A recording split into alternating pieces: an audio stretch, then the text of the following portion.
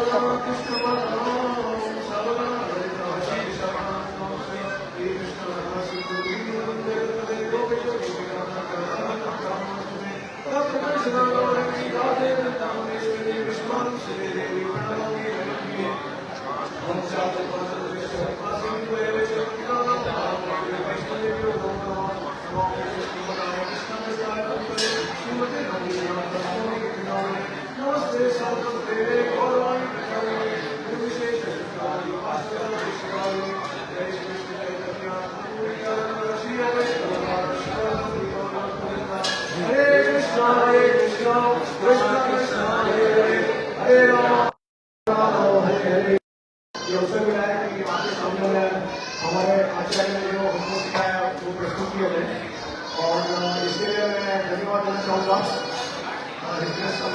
शाम को और अन्य जो भी बात इस प्रोजेक्ट से जुड़े हुए हैं, आप सभी ने अपना कीमती समय निकाल के आए हो, तो इसके लिए मैं आपको सबको धन्यवाद देना चाहूँगा। और मैं प्रयास करूँगा कि जो भी मैं प्रस्तुत करूँ, जो आचार्य की वाणी है प्रस्तुत कर सकूँ और इससे आपको कुछ लाभ हो सके और मुझे भी। तो अब हम भगवद गीता श्लोक अध्याय 4 और श्लोक 24 उसके ऊपर हम चर्चा करेंगे। तद यदि प्रणिपाते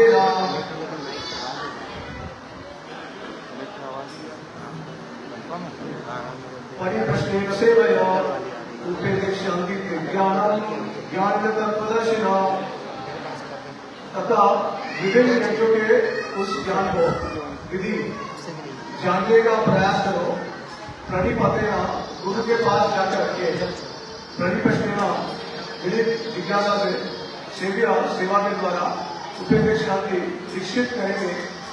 एक उनको ज्ञान में ज्ञानी स्वरूप सिद्धि तत्व के दर्शी तुम गुरु के पास जाकर सत्य को जानने का प्रयास करो, उनसे ठीक होकर जिज्ञासा करो और उनकी सेवा करो।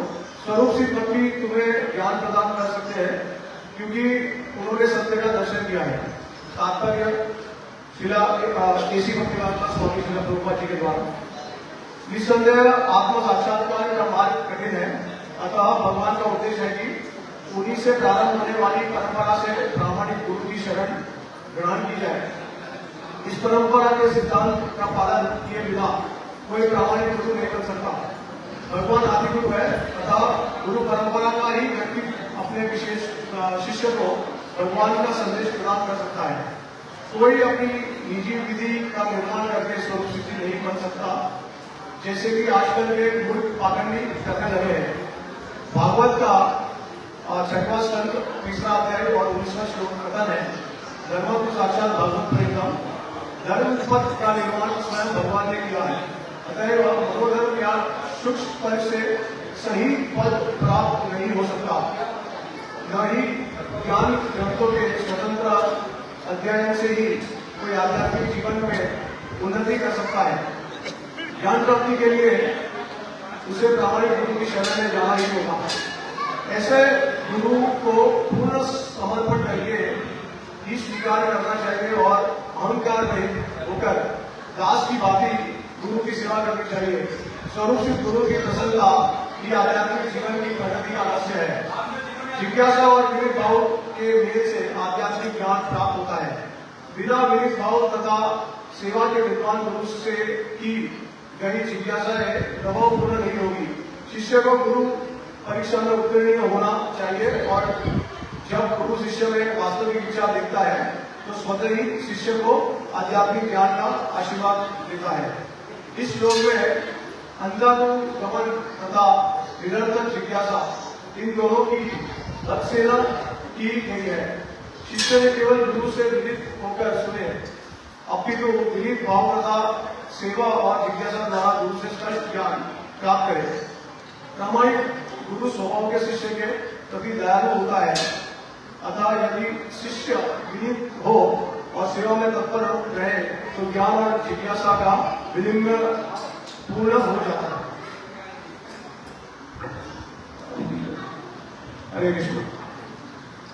तो हमारे शास्त्रों में एक्चुअली बहुत सारे तथ्य हैं और बहुत सारे तथ्य जो है हमको पता नहीं होते हैं। जैसे तो बहुत लोगों को लगता है कि हमको सब कुछ पता है। जैसे अगर आप उनको गीता के बारे में बताओगे, ज्यादातर हम देखते हैं कि जो हिंदू समाज है भारत में, तो उनको गीता के बारे में पता होता है, महाभारत के बारे में पता है, रामायण के बारे में पता है। लेकिन पता कहाँ से है? पता या तो आपके पूर्वज से है, या तो आपने शायद टीवी सीरियल में कुछ तो देखा है या किसी से सुना है। लेकिन बहुत कम लोग हैं जिन्होंने शास्त्र पढ़े, और शास्त्रों भी बहुत सारे अनगिनत शास्त्र एक तरीके से बोल सकते हो। जैसे तो 108 उपनिषद, पुराण, 18 पुराण, जो विजय पुराण है, और ऐसे अन्य सारे बहुत सारे शास्त्र हैं। लेकिन उसका जो निचोड़ है उसको समझने के लिए कि हमको गुरु का महत्व है बहुत, उसके लिए गुरु के द्वारा ही हम सारे शास्त्रों को समझ सकते हैं जितना विश्वास है। अभी उदाहरण के द्वारा जैसे ऐसा जब हम बड़े वैष्णव इस्कॉन में जब जुड़े तो हमको पता चला कि भगवान कृष्ण जो है वो अवतारी है। इतने चारुष्कला पुरुष कृष्ण तो भगवान स्वयं गोविंदम आदि पुरुषों का महान भजामी। तो ये क्यों कहा गया है? भगवान कृष्ण जो है वो अवतारी क्यों है? जितने भी अवतार है, अब जब इस्कॉन में आए उसके पहले हमको ऐसा प्रतीत था कि विष्णु भगवान जो है वो अवतारी है और कृष्ण उनमें से आए हैं। जितने भी अवतार है वो सारे विष्णु भगवान के साथ सबको ऐसे ही था। लेकिन इस्कॉन वाले ऐसे क्यों बोलते हैं कि कृष्ण अवतारी है? तो ये तथ्य है, और ये तथ्य जो है वो शास्त्र में उसका जो रहस्य है वो छुपा हुआ है। और वो रहस्य जो है वो किसी महापुरुष, कोई महाभागवत भक्त के द्वारा ही आपको समझ में आ सकता है। तो मैं आपको एक एक करके कोई तथ्य के ऊपर में आपको हम चर्चा करेंगे और उसका मैं शास्त्र के साथ प्रमाण दूंगा आपको कि किस तरीके से हम समझ सकते हैं कि भगवान कृष्ण को अवतारी क्यों कहा गया है। अभी देखिए, वास्तव में तो सारे जितने भी भगवान के रूप है, नरसिंह रूप है, वामन रूप है, भगवान शिव है, ब्रह्मा जी है, ये सब सनातन है। सनातन मतलब कोई इसका शुरुआत नहीं है और कोई इसका अंत नहीं है। ये सारे स्वरूप जो है वो सनातन रूप से है। तो भगवान गीता में क्या कहते हैं? हमारे मनुष्य जीवों लोग सनातन कि जितने भी जीव है वो मेरे अंश है। ठीक है? तो भगवान जैसे सूर्य और सूर्य की किरण सनातन रूप से है, ऐसा कभी नहीं हो सकता है कि अगर सूर्य की किरण एक समय पे आती है और सूर्य नहीं आ सकता, या फिर उल्टा भी नहीं हो सकता। तो ये हमको आसानी से समझ में आ सकता है कि अगर सूर्य है तो उसकी किरण नहीं है साथ में। तो उसी तरीके से भगवान सनातन है तो जीव भी सनातन है। ठीक है? अब प्रश्न ये है कि अगर सब सनातन रूप है तो पहले कौन आया? बुद्धि आई, अंधा आया?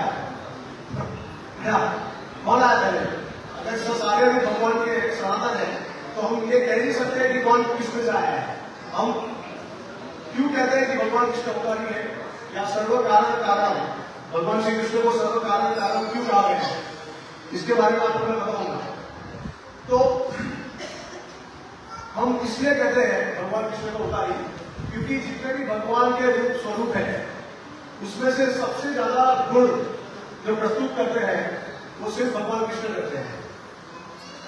और ये तथ्य है, ये हमारे आचार्यों ने शास्त्र में से प्रमाण प्रस्तुत किए जो मैं आपको प्रस्तुत करूंगा यहाँ पर। तो अभी वैसे भगवान जो है उनके 6 मेन गुण है। जैसे हम कहते हैं कि strength, beauty, knowledge, renunciation, wisdom. ठीक है? लेकिन इसको अगर डिटेल में अगर इसका एनालिसिस करें तो भगवान के पास कृष्ण कृष्ण के पास सबसे ज्यादा शक्ति है। और किस तरीके से, तो रूप गोस्वामी बताते हैं, भक्ति रसामृत जीव गोस्वामी की बात अपनी टिप्पणी में बताते हैं, रूप गोस्वामी के भक्ति रसामृत सिंधु में, कि भगवान कृष्ण जो है वो 4 गुण प्रस्तुत करते हैं जो कोई भगवान का स्वरूप नहीं कर सकता। तो पहला बताते हैं वो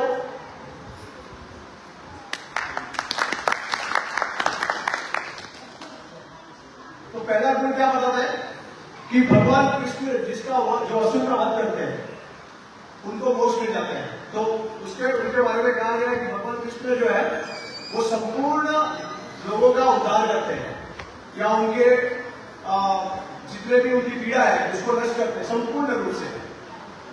ठीक है, अब असुर को कौन मोक्ष देते हैं, चलो इसका उदाहरण देंगे हम। पहले नरसिंहदेव भगवान को उदाहरण देते हैं।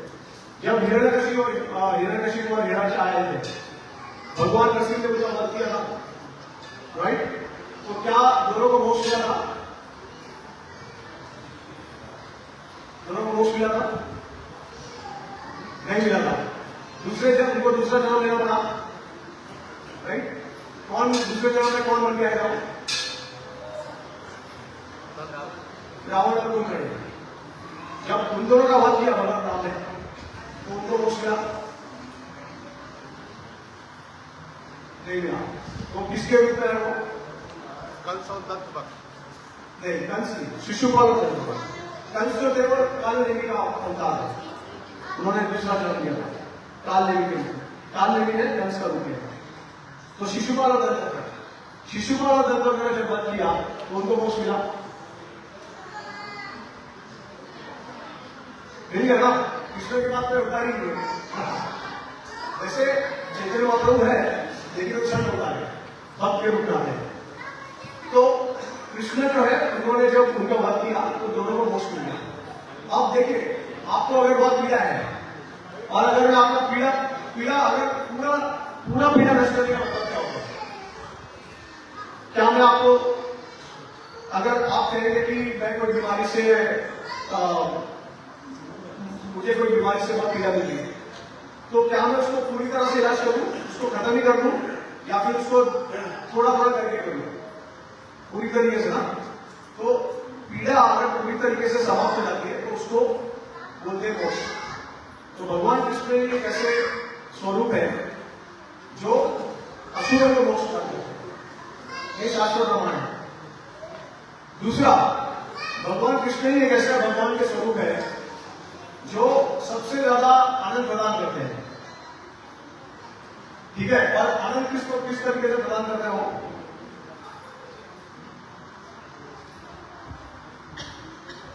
किसी को पता है?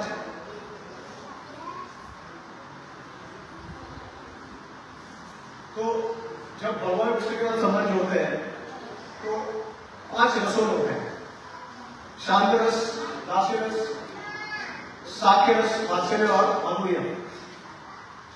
जब हम आपस में आनंद प्रदान करते हैं एक दूसरे के साथ, संबंधियों के साथ, तो उनको बहुत आनंद मिलता है। तो वो आनंद का जो स्तर है वो माधुर्य रूप में सबसे ज्यादा होता है, क्योंकि जैसे कृष्ण भगवान जो है वो घर के हमारे संबंधी जैसे है। मतलब अगर भगवान कृष्ण जो है, अगर हमारे घर में है, कोई हमारा संबंधी है और वो हमारे घर में है, तो हम उनके साथ किसी भी तरीके से बातचीत कर सकते हैं। कभी कभी उनके साथ रेस्लिंग कर सकते हैं, कभी कभी उनके साथ उनका मजाक मस्ती कर सकते हैं। लेकिन जब व्यक्ति जब ऑफिस चले जाते हैं, तभी हम थोड़ा सा उसका जो आदान प्रदान होता है संबंध का, वो थोड़ा सा रिस्ट्रिक्ट हो जाता है, मतलब फॉरवर्ड हो जाता है, क्योंकि हम वो सेम चीज जो है वो हम ऑफिस में नहीं कर सकते, बराबर? तो यही कृष्ण भगवान का स्वरूप है कि वो जो व्यक्ति जो घर में है उसको भगवान श्री कृष्ण कहा जाता है, और जो ऑफिस में है उसको वैकुंठ विष्णु कहा जाता है, क्योंकि उनके साथ जो रस प्रदान होता है वो केवल दास्य भाव तक सीमित होता है, उसके आगे नहीं आता। तो जो आनंद प्रदान होता है भगवान कृष्ण के द्वारा, तो वो एक अलग ही लेवल का आनंद है, सबसे ऊपर का लेवल का आनंद भगवान कृष्ण प्रदान करते हैं। तो इसके प्रमाण में श्रीमद् भागवत में बहुत सारे ऐसे उदाहरण है जहाँ पे जो जितने भी भक्त हैं, भीष्म पितामह हो या उद्धव जी हो, ये सारे भक्त जो भगवान के भक्त हैं वो गोपियों का उदाहरण देते हैं कि जो मधुरी रस में जो गोपियां होती है उनको सबसे ज्यादा आनंद प्रदान करते हैं भगवान श्री कृष्ण। अब आपने कभी ऐसा सुना है कि भगवान श्री कृष्ण रासलीला करते हैं? नहीं ना? तो या फिर उन्होंने कभी गोवर्धन पर्वत उठाया है ना? तो ये सारी लीला जो है सिर्फ भगवान कृष्ण कर सकते हैं। वैसे तो सारे स्वरूप जो भगवान के हैं उसमें अनगिनत शक्ति है। तो ऐसे शिला जी हमको समझाते हैं कि जिस तरीके से एक कैंडल होता है, अगर 10 कैंडल में से एक कैंडल को पहले हम जलाते हैं और फिर उस एक कैंडल से हम दूसरे 9 कैंडल को जलाते हैं, तो शक्ति सब में एक ही है। लेकिन जो पहला कैंडल होता है उसको कॉज बोलते हैं, कॉज, कि ये कैंडल की वजह से दूसरी जितने भी 9 कैंडल है वो जलेंगे, लेकिन शक्ति सेम है। बट उसमें से एक भगवान का जो रूप है वो सबसे ज्यादा गुण प्रस्तुत करते हैं। तो सबसे ज्यादा आनंद प्रदान करने वाले भगवान श्री कृष्ण हैं। तीसरा, सबको मतलब कृष्ण भगवान जो है वो सभी देवी देवताओं के ऊपर होते हैं। मतलब नारियल किंचित अस्ति धनंजय है, भगवान कृष्ण गीता में बोलते हैं कि मेरा कोई सम्मान नहीं है, ना मेरे से कोई ऊपर है। ठीक है, तो इसका भी लीला अगर भागवत में देखेंगे तो भगवान ने बहुत जगह पे ये प्रस्तुत किया है कि किस तरीके से जितने भी देवी देवता है वो भगवान की लीला में शामिल होने के लिए तरसते हैं। तो ऐसा कहा गया है कि जो वैकुंठ के विष्णु है वो भी भगवान विष्णु को मिलने के लिए आतुर है, लेकिन उनको भी बहुत परिश्रम करना पड़ता है उनके दर्शन के लिए। तो श्रीमद् भागवतम में ऐसा एक स्टोरी है जिसमें भगवान विष्णु को बहुत आतुरता होती है विष्णु के दर्शन करने के लिए, और इसके लिए वो ब्राह्मण जो एक ब्राह्मण होते हैं वो उनके सारे पुत्रों को चुरा देते हैं। तो फिर ऐसा लीला करते हैं भगवान विष्णु की स्वयं कृष्ण और अर्जुन को उनके पास जाना पड़ता है तो महावैकुंठ में। तो ये उदाहरण है कि भगवान कृष्ण जो है सबको सरपास करते हैं, सबसे ऊपर है और सर्व कारण कारण कि भगवान कृष्ण से सारे जितने भी कॉज जो होते हैं उसके वो कॉज है, मतलब कारण के वो कारण है ऐसा। तो ये शास्त्रों में बार बार वर्णन किया गया है। तो इसके बारे में विस्तार से वर्णन किया गया है कि किस तरीके से भगवान कृष्ण के जो पहले अंश है वो बलराम जी है, उसके बाद बलराम जी से चतुर्युग आते हैं, चतुर्युग से वासुदेव संघर्षण करते बने, फिर दूसरे चतुर्युग में से बाद में महाविष्णु आते हैं, फिर गर्भोदशाही विष्णु आते हैं और फिर शिरोदशाही विष्णु आते हैं और शिरोदशाही विष्णु से सारे दूसरे अवतार आते हैं। तो इस तरीके से बताया गया है। तो अब ये जीव गोस्वामी बताते हैं कि ये सिर्फ केवल कृष्ण ही प्रस्तुत कर सकते हैं। फिर और 4 गुण बताए गए हैं, जैसे कहा गया है कि कृष्ण भगवान में 64 गुण है। वैसे तो अनगिनत गुण है, लेकिन मेन गुण जो है वो 64 है। और उसके बाद भगवान विष्णु जो है वो 60 गुण को प्रकट करते हैं। उसके बाद भगवान शिव जो है वो 55 गुण को प्रकट करते हैं और ब्रह्मा जी जो है वो 50 गुण को प्रकट करते हैं। तो ये शास्त्र का पूरा सार लेके हमारे आचार्य ने बताया गया है कि किस तरीके से कृष्ण भगवान जो है और कौन सी ये कौन से 4 गुण है जो भगवान कृष्ण और प्रकट करते हैं। ये रस के माध्यम से लीला मधुर्य, प्रेम मधुर्य, वेणु मधुर्य और किसी को पता है? लीला मधुर्य, प्रेम मधुर्य, वेणु मधुर्य, रूप मधुर्य। तो ऐसा कहा गया है कि भगवान कृष्ण का रूप इतना सुंदर है कि लक्ष्मी की साक्षात जो है वो वैकुंठ भगवान विष्णु को छोड़ के साक्षात कृष्ण के संग में जाना चाहती है, लेकिन फिर भी उनको रासलीला में भाग लेने की अनुमति नहीं होती है। भगवान शिव भी जो है वो भगवान कृष्ण की रासलीला में शामिल होने का प्रयत्न करते हैं, लेकिन उनको भी अनुमति नहीं मिलती है। तो आप सोच सकते हैं अगर विष्णु भगवान का जो सौंदर्य है वो अगर कृष्ण से ज्यादा है तो फिर तो कोई सवाल ही नहीं है कि लक्ष्मी जी उनको छोड़ के चले जाए।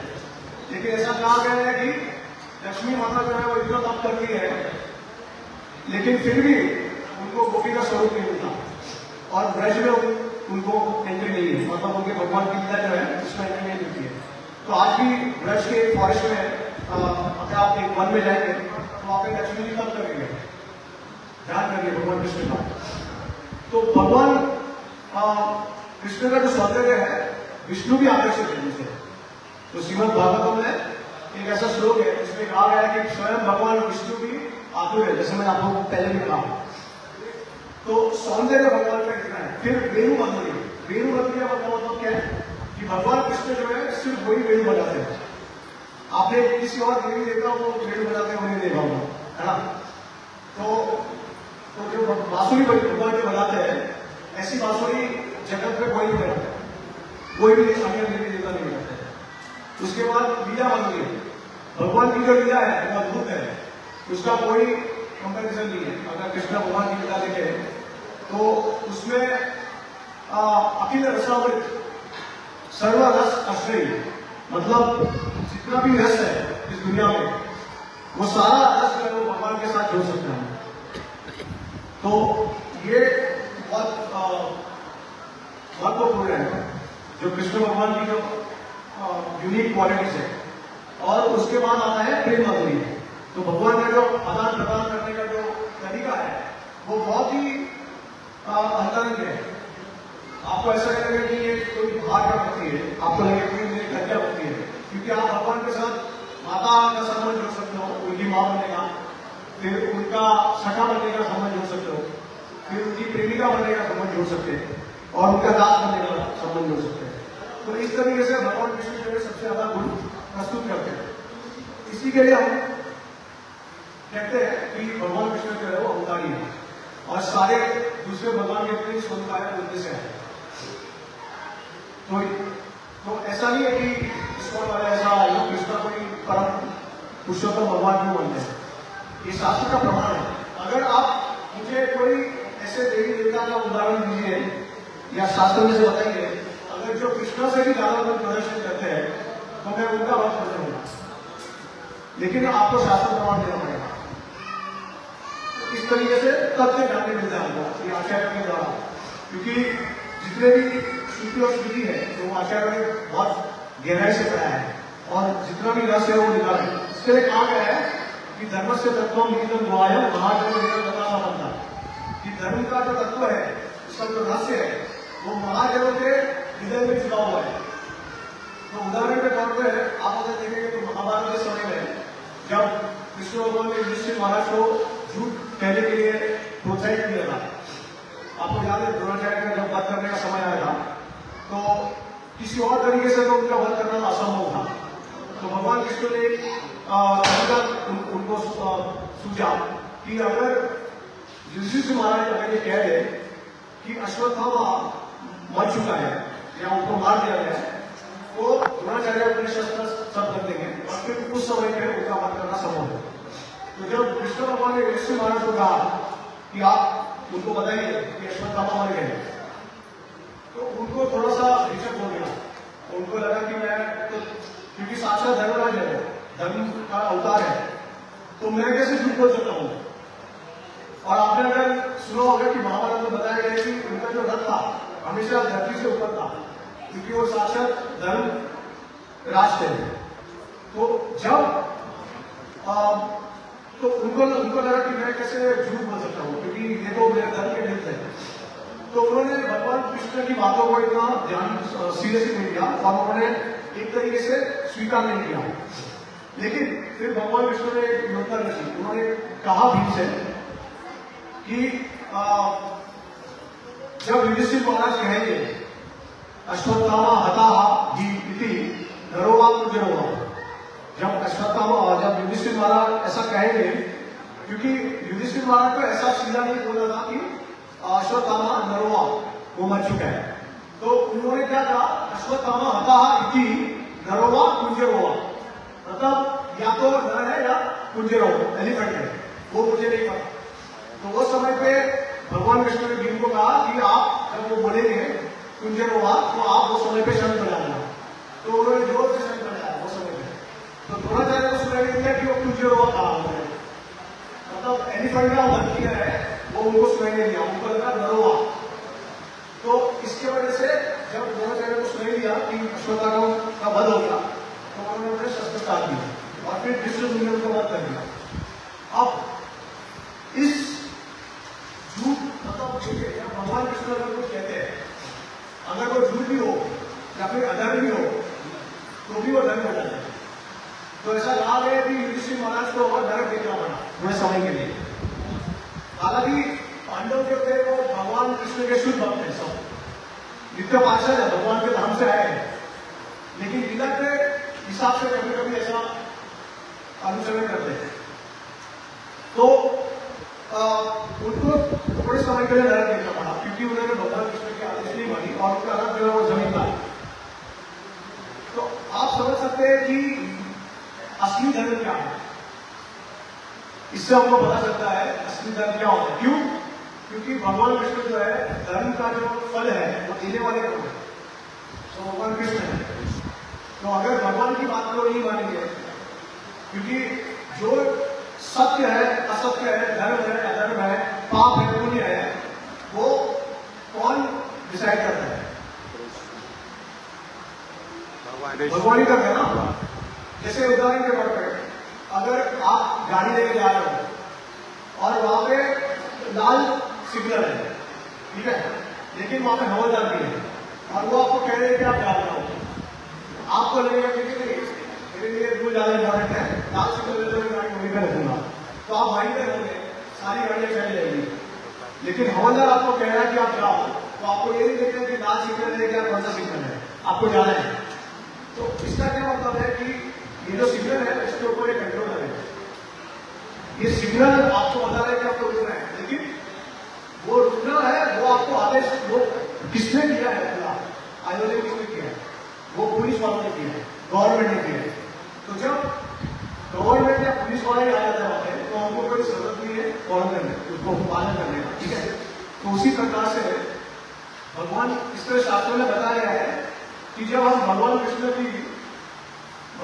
कृष्ण का आदेश पालन नहीं करते हैं तो अमृत जो होता है वो विष हो जाता है, मित्र जो होता है शत्रु हो जाता है, और जो पुण्य होता है वो पाप हो जाता है। लेकिन इसी विपरीत अगर भगवान कृष्ण को प्रसन्न करते हैं तो जो विष हो जाता है वो अमृत हो जाता है, शत्रु हो जाता है वो मित्र हो जाता है, और जो पाप होता है वो पुण्य हो जाता है। तो इस तरीके से हमको धर्म की व्याख्या समझनी है। ऐसा नहीं कि मैंने सुना है, ऐसा पढ़ा है, किसी ने कहा है। ये बहुत बड़ा प्रॉब्लम है हमारे भारतवर्ष में, क्योंकि हमको कुछ पता ही नहीं है ठीक से, हम इधर से उधर से सब जगह से लेते हैं चीजों को। तो शास्त्र पढ़ना और उसका जो सार है वो समझना बहुत जरूरी है। एक बार ऐसा हुआ था कि श्रील प्रभुपाद जी थे, तो वो अमृतसर के राजा के पास गए थे उस समय पे 1966 के समय पे 60। तो अमृतसर के राजा जो थे वो क्षत्रिय थे और उन्होंने काफी विकृति थी। तो जब श्रील प्रभुपाद जी को मिले काफी प्रभावित हो चुके थे प्रभुपाद जी के प्रचार से। तो जब उनको मिले तो उन्होंने कहा प्रभुपाद जी को, प्रभुपाद मुझे ऐसा कहा गया कि एक एस्ट्रोलॉजर ने कहा है, ज्योतिष ने कहा है कि पिछले जन्म में मैं कृष्ण के सामने औरों की सेवा में था, युद्ध कर रहा था। तो प्रभुपाद जी ने उसी क्षण में उनको कहा संभव ही नहीं है, क्योंकि कृष्ण ने जिसके ऊपर अपना दृश्य डाला सबको मोक्ष मिल गया, संभव ही नहीं कि आप पा सकते हो। जैसे मैंने आपको एक तथ्य बताया कि जब कृष्ण भगवान में असुर का वध करते हैं तो सबको मोक्ष मिल जाता है। तो कृष्ण भगवान के सिर्फ दृश्य से जितने भी असुर थे महाभारत के युग में सबको मोक्ष मिल गया। तो इससे हम समझ सकते हैं कि धर्म का रहस्य कैसे समझते हैं। फिर कभी कभी कोई ये प्रश्न उठाता है कि भगवान इतने शक्तिमान है तो उनको यहाँ पे आने की क्या जरूरत है? वो तो रिमोट कंट्रोल दबा सकते हैं और सारी चीजों को कंट्रोल कर सकते हैं, तो आते क्यों है?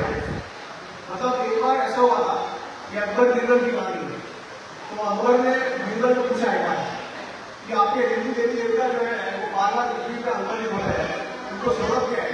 अगर उनके पास सब कुछ है, पूरी तरीके से संपूर्ण शक्ति होगी, तो अवतरित होने की क्या आवश्यकता है उनको? तो बीरबल ने कहा कि इसका उत्तर मैं आपको समय के साथ दूंगा। तो फिर एक बार ऐसा हुआ था कि अकबर का एक छोटा पुत्र था, इसकी आयु करीब 6-7 साल की होगी।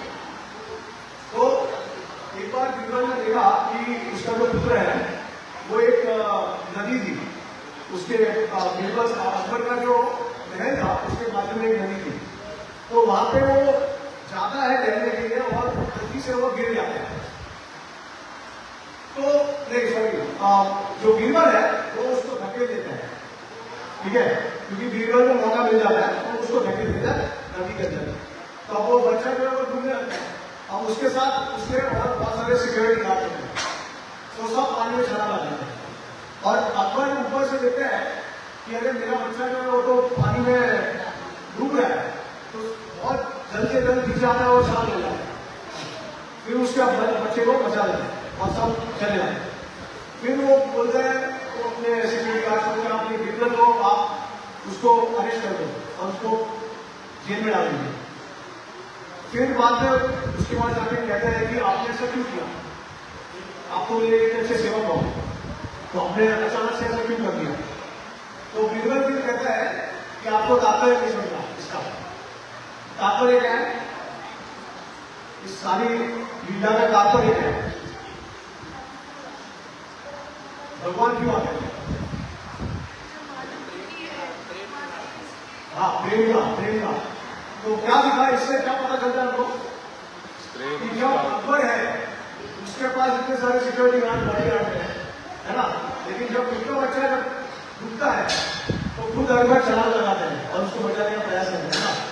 तो इसी प्रकार से भगवान के लिए हम सब हर एक जीव उनके बच्चों की सम्मान है, हर एक जीव। तो भगवान का जो हृदय बिगड़ जाता है प्रेम से, वो उनसे सहज नहीं होता है।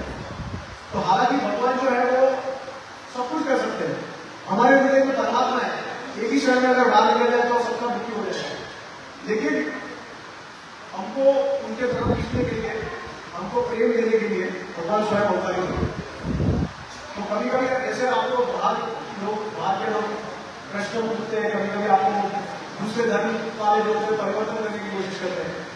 तो हमको अगर उत्तर पता है, हमको अगर कन्विक्शन है तो हम उनको उत्तर दे सकते हैं और हमारा जो विश्वास है वो बढ़ा सकते हैं।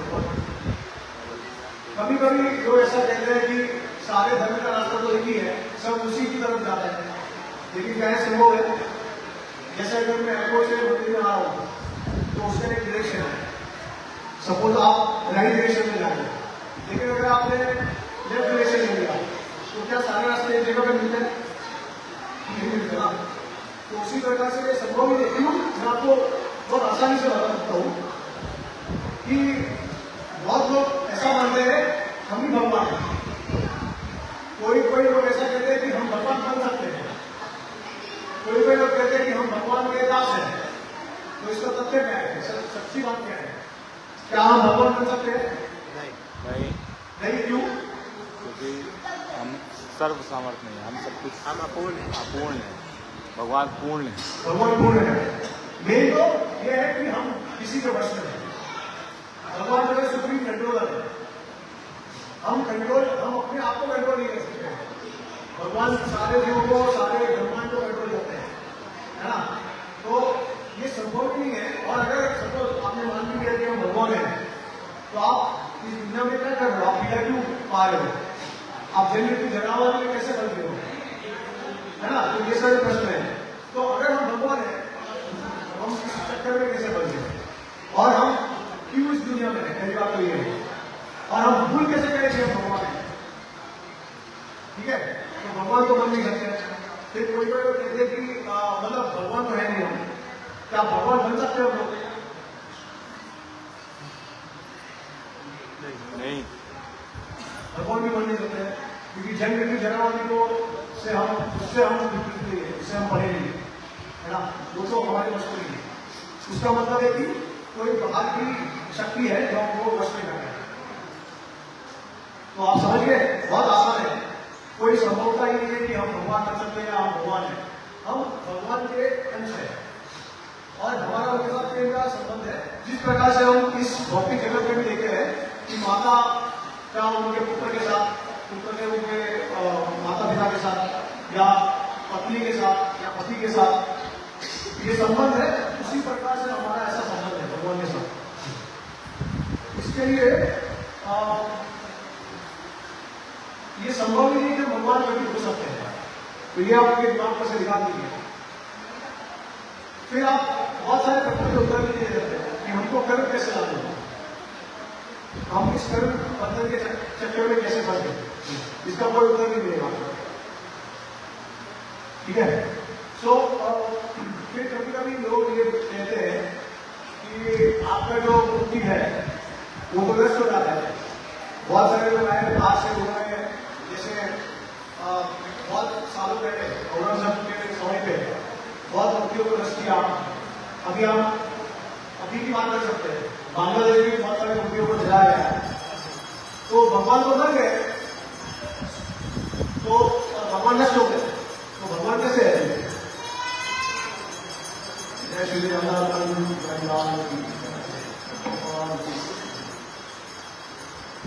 तो भगवान नष्ट कैसे हो सकते हैं अगर भगवान को जला दिया गया है? तो पहली बात तो आपको ये समझनी है कि जो भगवान का मूर्ति का स्वरूप है वो एक तत्व है, और वो तत्व जो है वो थोड़ा सा अलग तत्व है। भगवान का जो असली में स्वरूप है, जब भगवान इस दुनिया में आते हैं तो अपने साक्षात सच्चिदानंद स्वरूप में आते हैं, सच्चिदानंद दिव्य स्वरूप में आते हैं। इसका क्या मतलब है कि भगवान का आत्मा और उनका शरीर जो है वो एक ही है, कोई फर्क नहीं है। हमारे पास भौतिक शरीर है, हमारे पास सूक्ष्म शरीर है, और उसके अंदर आत्मा है, और मरने के समय पे हम शरीर को बदलते हैं, अलग अलग शरीर लेते हैं, अलग अलग शरीर को धारण करते हैं, लेकिन भगवान सनातन रूप से एक ही है। भगवान हर कण में है, भगवान यहाँ पर है, भगवान यहाँ पर है, यहाँ पर है, यहाँ पर है, पीछे आगे ऊपर नीचे सब जगह पे है। तो कौन से भगवान को नष्ट किया हुआ है? समझ में आया आपको? कौन से भगवान को नष्ट किया हुआ है? भगवान मूर्ति में है, भगवान मूर्ति के बाहर भी है, तो नष्ट कौन हुआ है? मूर्ति। तो ये जो नष्ट आपको जो बाहर से बाहर की दृष्टि से दिख रहा है वो उनका जो भौतिक जो कहते हैं कि जो पंचतत्व है उससे बना हुआ चीज है उसको नष्ट किया है। लेकिन भगवान का स्वरूप जो है वो दिव्य है। जैसे देखिए कृष्ण भगवान जब थे तो आपको पता होगा कि उन्होंने गुरु दक्षिणा में अपने गुरु को क्या दिया? किसी को पता है? भगवान कृष्ण ने गुरु दक्षिणा में क्या दिया उनके गुरु को, संजीवन गुरु को? पुत्र लाके दिया। पुत्र लाके दिया। कहाँ था वो पुत्र? मर गया था ना। हाँ, तो मृत्यु लोगों को जीवन दान करना था। जब भगवान कृष्ण दे सकते हैं तो उनको मृत्यु छू ही नहीं सकती है, उनको कोई नष्ट नहीं कर सकता है। ये तो बहुत आसान तरीका है समझने का। भगवान असुरों को मोक्ष देते हैं,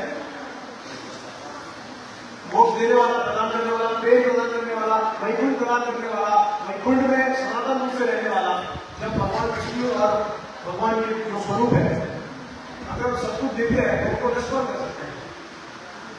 तो जब भगवान मूर्ति के स्वरूप में आते हैं तो इस तरीके से आते हैं कि हम उनका पूरा ध्यान रखें कंप्लीटली। जैसे आप बच्चे पैदा करते हैं तो आप जानते हो कि हम उनका पूरा ध्यान रखें, है ना? ये चीज है, उनको कुछ खिलाया है, उनको नहलाया है, उनको बहुत सारी अलग अलग चीज प्रदान करें, उनके साथ खेलें, उनका ध्यान संपूर्ण रूप से उनका ध्यान रखें। तो मूर्ति का स्वरूप क्या है? जब भगवान मूर्ति के स्वरूप में आते हैं तो वो अपने भक्तों को अवसर प्रदान करते हैं उनकी सेवा करने का और उनकी रक्षा करने का। हालांकि भगवान को किसी की रक्षा की आवश्यकता नहीं है, भगवान सब चीज से परे है, सारे चीज उनसे ही आते हैं, उन्हीं में समझ आता है सब कुछ। ठीक है, तो नष्ट होना ये तो भौतिक कार्य है, लेकिन भगवान दिव्य है। इसके लिए भगवान को जब हम उनका देखभाल करते हैं, उनकी सुरक्षा करते हैं तो वो आदान प्रदान होता है, प्रेम का आदान प्रदान होता है। उससे भगवान हमारे साथ प्रेम का आदान प्रदान करते हैं। आपने बहुत बार देखा, कभी कभी भक्त जो है भगवान के सामने जाके इच्छा प्रस्तुत करते हैं कि भगवान मुझे ये इच्छा है, आपकी मुझे सेवा करनी है, या फिर मैं एक भक्त के लिए प्रार्थना करती है तो आप इस स्वीकार कीजिए प्रॉपर हो। तो आप देखते हैं कि भगवान कभी कभी वो स्वीकार को एक्सेप्ट करते हैं। तो उस तरीके से भगवान का जो एक आदान प्रदान है वो आप देख सकते हैं मूर्ति के स्वरूप में। लेकिन भगवान के अलग अलग स्वरूप है। जो मूर्ति का जो स्वरूप है उसको बोलते हैं प्रकाश विग्रह। जैसे भगवान जो है अलग अलग स्वरूप पे आते हैं इस दुनिया में। तो जैसे स्वयं रूप, स्वयं प्रकाश, तद एकात्म रूप और आवेश रूप। तो जो भगवान स्वयं रूप में आते हैं वो गोलोक से आते हैं अपने सच्चिदानंद विग्रह के स्वरूप में। फिर उनके जितने भी तद एकात्म रूप मतलब जो उनका खुद का स्वरूप है उससे सारे भगवान के अवतार आते हैं। और जो आवेश अवतार है वो जीव जो है उनको भगवान शक्ति प्रदान करते हैं, उसको आवेश अवतार बोलते हैं। तो ऐसे भगवान लीला अवतार है, गुण अवतार है, फिर मनवंतर है, उसके बाद पुरुष अवतार है। तो ऐसे अलग अलग प्रकार के भगवान के अवतार है। सिर्फ 10 अवतार नहीं है जैसे आपको शायद पता होगा कि भगवान के सिर्फ 10 अवतार है, ऐसा नहीं है, या 24 अवतार है, ऐसा कुछ नहीं है। भगवान के अनगिनत अवतार है। वो आवेश रूप में आते हैं तो किसी जीव को वो शक्ति प्रदान करते हैं। वो अपने अवतार को भेजते हैं तो उनका तद एकात्मा स्वयं भगवान का रूप होते हैं और स्वयं रूप आते हैं। तो ये जो मूर्ति जो है वो भगवान की प्रकाश रूप है, मतलब साक्षात भगवान है, लेकिन भौतिक जड़ तत्व के द्वारा वो हमको हमारी नजर के सामने प्रस्तुत करते हैं। क्योंकि हम भगवान को देख नहीं सकते हैं। क्या आप भी कोई भगवान को देख सकते हो? नहीं देख सकते। भगवान को देखने के लिए प्रेम के स्तर की आवश्यकता है। ठीक है, जैसे अगर मुझे मुकेश अंबानी को मिला है तो मैं बहुत प्रयास करूंगा, मैं उसको बहुत पसंद करने की कोशिश करूंगा, उसके लिए बहुत मेहनत करूंगा, तब जाके उसका जो सेक्रेटरी को मुझे शायद अपॉइंटमेंट देना है ना। तो भगवान को देखने के लिए भी इसी तरीके का हमको इच्छा चाहिए और प्रयास चाहिए। तो जैसे हमारे आचार्य बताते हैं कि 9 स्टेज है भगवान को कैसे देख सकते हैं, कौन से स्टेज पे देख सकते हैं, कौन से स्तर पे। तो वो बताते हैं कि पहले तो श्रद्धा होनी चाहिए हमारे पास कि भगवान है करके, और मैं भगवान का दास हूं, मेरा भगवान के साथ रिश्ता है, संबंध है। श्रद्धा के बाद आता है साधु संग। मतलब जैसे अगर आपको कोई चीज प्राप्त करनी है तो आप क्या करोगे? जैसे आप स्कूल और कॉलेज में जाते हो, आपको मास्टर डिग्री चाहिए इंजीनियरिंग में, मेडिकल में या किसी फील्ड में, तो आप पहले तो अपने आप को स्कूल में दाखिल करते हो, उसके बाद कॉलेज में, कॉलेज से आप फिर जैसे ग्रेजुएट स्टडी है उसमें, फिर बाद में पीएचडी अगर आपको और आगे बढ़ना है तो आप धीरे धीरे करके एनरोल करते हो अपने आप को। तो उसी प्रकार से और आप किसका संग लेते हो? अगर आपको आगे बढ़ना है जीवन में और अगर आपका और दूसरे किसी का लक्ष्य एक ही है तो आप उस व्यक्ति का संग लेते हो, क्योंकि आप उससे आपको आप बहुत सारा आपको मोटिवेशन मिलेगा। तो उसी प्रकार से भगवान का दर्शन करने के लिए साधु संग लेना पड़ता है, जो भगवान को प्राप्त करने के लिए, भगवान को देखने के लिए प्रयास करते हैं। ठीक है, साधु संग के बाद वो साधु जो होते हैं वो आपको बता दे भगवान को देख रहे हैं, उनको प्राप्त करना है, उसका क्या मार्ग क्या है, किस तरीके से हम कर सकते हैं। तो फिर वो हमको बताते हैं भजन क्रिया के बारे में कि आप श्रवण करो भगवान का, उनके बारे में गुणगान करो, उनका भगवान का आदर सम्मान करो, फिर भगवान के बारे में सुनो, कथा करो। तो ये फिर उनके बारे में जब करो, श्रवण कीर्तन श्रवण पद सेवन अवसर दार्शन साध्या विनोदा है आपकी, तो उसके बारे में बताते हैं। फिर भजन क्रिया के बाद जब हम भजन करते हैं भगवान का, तब अलग निर्वृत्ति होती है। अलग निर्वृत्ति मतलब क्या कि काम, क्रोध, मोह, मन, मत्सर्य, ये सारे अलग जो हमारे में है वो धीरे धीरे करके नष्ट होते हैं। अब भगवान को तो आप देख नहीं सकते हो इसके बिना। काम, क्रोध, मोह अगर मत्सर्य आपके हृदय में है तो आप भगवान को देख नहीं सकते। देखिए, आप ये सोचिए कि देवकी मैया को उनको 6 पुत्रों का बलिदान देना पड़ा, बाद में 7 पुत्र जो थे वो बलराम जी के रूप में आए, और उसके बाद बलराम जी ने कृष्ण के आगमन के लिए उन्होंने तैयारी की। जैसे हम कहते हैं ना कि जब हम पूजा में बैठते हैं या मंदिर में जाते हैं तो हम शुद्धिकरण करते हैं, हमारे को पवित्र करते हैं। तो उस तरीके से बलराम जी ने सारे जो जितना भी जेल के अंदर जब भगवान अवतरित होने थे तो सारे जगह को उन्होंने पवित्र कर दिया, फिर भगवान का आगमन हुआ। तो ऐसा कहा गया आचार्य कि ये 6 देवी जो पुत्र थे जो उनको मृत्यु प्राप्त हुई थी कंस के द्वारा, वो सारे इस 6 अनर्थ के प्रतिनिधित्व है। काम, क्रोध, मोह और आश्चर्य, लोभ, ये सारे 6 जो अनर्थ है उसके वो प्रतिनिधित्व है, उनको रिप्रेजेंट करते हैं। तो उसका वध जब किया, उसका वध हुआ, तब बलराम जी आए और बलराम जी ने फिर भगवान कृष्ण का आगमन कराया। ठीक है, तो ये 7 हृदय से जब तक ये नहीं जाएगा तब तक हम भगवान को देख नहीं सकते।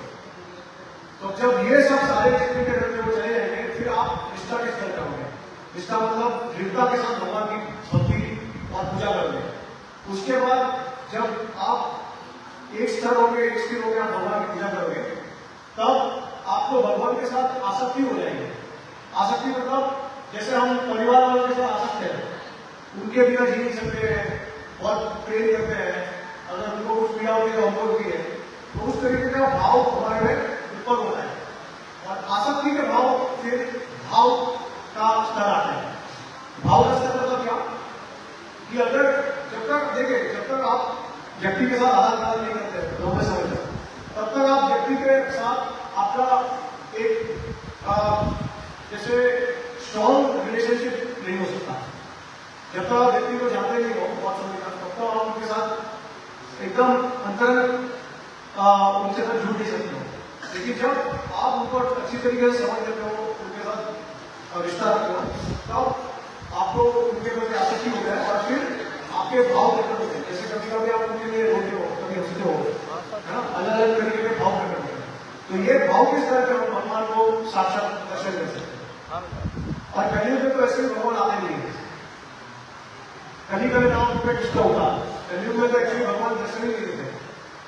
तो जब भाव के स्तर पर कोई भक्त आते हैं तो उनको हृदय में भगवान दर्शन देते हैं। जैसे सत्युग, त्रेता, द्वापर युग में भगवान को साक्षात आप दर्शन कर सकते हो, लेकिन कलयुग में भगवान किसी को नहीं देते दर्शन, सिर्फ उनके प्रिय भक्तों को देते हैं। और भाव के आगे जो स्तर है वो प्रेम आता है। तो जब भगवान के प्रति बहुत ज्यादा प्रेम हो जाता है उत्पन्न, तभी हम भगवान के लीला में जा सकते हैं, मतलब हम गोलोक जा सकते हैं। तो इस तरीके से हमारे आचार्य ने बताया है कि ये जो पूरा भगवान का जो मार्ग है वो साइंटिफिक मार्ग है, पूरा वैज्ञानिक है पूरी तरीके से। उसमें कोई ऐसा आप ऐसा नहीं सोच सकते कि अरे ये बहुत लोग सिर्फ यही चीज को ज्यादा महत्व देते हैं लेकिन दूसरों को नहीं देते हैं। उसका कारण है, और ये कारण जो है वो वैज्ञानिक रूप से है, अंधश्रद्धा अंधविश्वास से नहीं है। ठीक है, तो बस इसी के साथ मैं कथा समाप्त करना चाहूंगा और अगर किसी को कोई प्रश्न है तो वो पूछ सकते हैं। हाँ, अलग अलग संप्रदाय होते हैं, कोई श्री राम जी को मानता है, कोई शिव जी को मानता है, कोई भगवती माँ की पूजा करता है। तो वो संप्रदाय मतलब कैसे है कि जैसे श्री कृष्ण परम है आपने कहा, तो वो संप्रदाय कहते हैं कि उनके देवता जो है परम, उसको कैसे समझें? देखिए, मैंने ये बुक में भी बताया है कि जैसे एलोन मस्क पता है ना, दुनिया का सबसे अमीर आदमी है, और उसके सामने मुकेश अंबानी ले लें और उसके सामने अडानी ले लें, तो कौन सबसे ज्यादा रिच है, सबसे ज्यादा अमीर कौन है? अगर मैं अडानी से अटैच हूं तो क्या मैं ये कह सकता हूं कि नहीं अडानी सबसे अमीर है? नहीं ना। जो फैक्ट है वो फैक्ट है, जो शास्त्र में जो प्रस्तुत जिस तरीके से दिया गया है वो उसको फैक्ट बोलते हैं, तथ्य। अगर भगवान राम भगवान कृष्ण से ज्यादा गुण प्रस्तुत करते हैं तो भगवान राम श्रेष्ठ हो जाते हैं। सो हमारे आचार्य बताते हैं कि ऐसा कभी कभी बताना पड़ता है शास्त्र में। जैसे फॉर एग्जाम्पल तमोगुण रजोगुण सत्वगुण में शास्त्र है, तो उसमें ऐसा बताना पड़ता है कि क्योंकि आप जो देवी देवताओं को जो पूजा करते हो, अगर मैं आपको ये कह दूं कि ये देवी देवता जो है वो श्रेष्ठ नहीं है, उसके ऊपर जो है आप वो देवी देवता को पूजा उसकी पूजा करोगे नहीं ना। तो जो तमोगुण में रजोगुण में है उनकी आस्था बनाए हुए रखने हुए वो देवी देवता के लिए ऐसा शास्त्रों में कहा जाता है। लेकिन जब हम शास्त्रों को उनके संपूर्ण रूप से पढ़े और देखें तो फिर हमको पता चलेगा कि सबसे ज्यादा गुरुपाद प्रस्तुत करते हैं। ये रूप गोस्वामी ने भी लघु भागवत में करके पुस्तक है, उसमें उन्होंने कहा है कि विष्णु पुराण में भगवान पराशर मुनि और मैत्रेय मुनि के बीच के स्वभाव होते हैं। और पराशर मुनि कहते हैं मैत्रेय मुनि को कि वो पहले तो वर्णन करते साथ अवतार का, और जब कृष्ण के बारे में वर्णन करते तो चौंक जाते हैं, बोलते कि अरे ये तो आश्चर्यचकित है कि भगवान का ऐसा स्वरूप मैंने देखा नहीं है। तो राम भगवान के बारे में भी वर्णन करते हैं, लेकिन जब कृष्ण की बात आती है तो कहते हैं कि कृष्ण का स्वरूप ही एकमात्र स्वरूप है जो असुर लोगों को भी आकर्षित कर देते हैं और उनके गुण के बारे में वो वर्णन करते हैं। तो ऐसे रूप गोस्वामी ने अलग अलग प्रमाण दिए हैं, जैसे मध्वा संप्रदाय में भी लोग कुछ कहते हैं, रामानंद संप्रदाय में भी कुछ कहते हैं। तो उसके उत्तर में रूप गोस्वामी ने अब वो डिटेल है, हर चीज का मैं आपको बताऊंगा। जैसे बहुत उदाहरण के तौर पर कृष्ण भगवान जब पूजा करते थे गोलोक में ब्रज में, तो हर रोज जितने भी पेड़ पौधे हैं, जितने भी जीव है, उनको भगवान के प्रति बहुत आसक्ति और विद्याभाव होता था। जब भगवान यशोदा मैया और महाराज के घर से वो वन में चले जाते थे तो ये जितने भी पेड़ पशु थे या जितने भी भगवान के भक्त थे वो इतना विद्याभाव करते थे हर रोज। लेकिन इस तरीके का विद्याभाव जो है वो भगवान राम के लीला में स्वयं एक ही बार हुआ, और कब हुआ था जब भगवान राम अयोध्या छोड़ के वनवास में गए थे। लेकिन कृष्ण के साथ ये डेली अफेयर था, रोज का था। तो जो रस है, जो प्रेम है, वो भगवान कृष्ण के साथ अलग ही स्वरूप है। किसी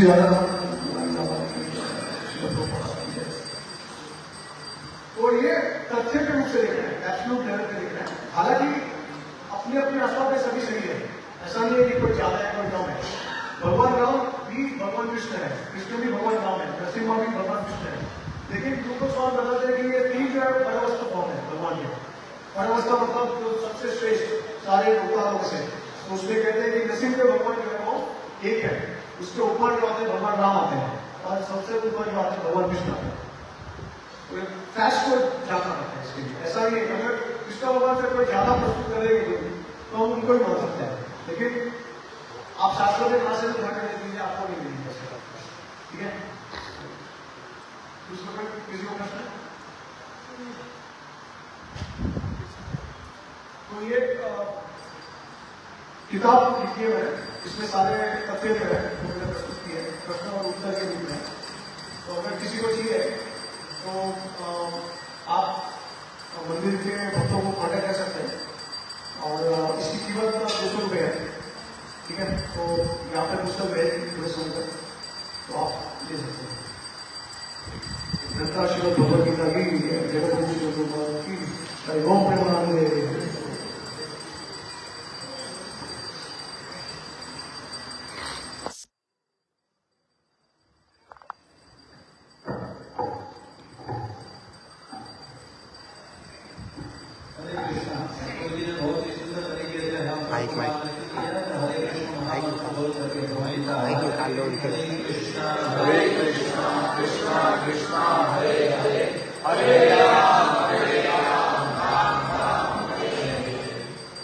Prabhupada